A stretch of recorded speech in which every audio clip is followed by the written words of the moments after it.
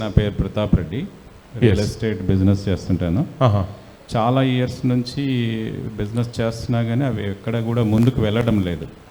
అన్నీ స్ట్రక్అప్ అయిపోవడము, ఆగిపోవడము, అయినవి కూడా రివర్స్ అవ్వడము. ఈ లాస్ట్ 5 years నుంచి కూడా అట్లనే జరుగుతూ ఉంది. అంటే నేను 1 week బ్యాక్ మీతో పర్సనల్గా అపాయింట్మెంట్ తీసుకొని దాన్ని మీరు ఏం జరుగుతుంది అనేది మీరు మా లైఫ్లో చూసి కొన్ని ప్రాఫిటిక్గా చెప్పి ప్రేయర్ చేశారు మాకు మా ఫ్యామిలీకి.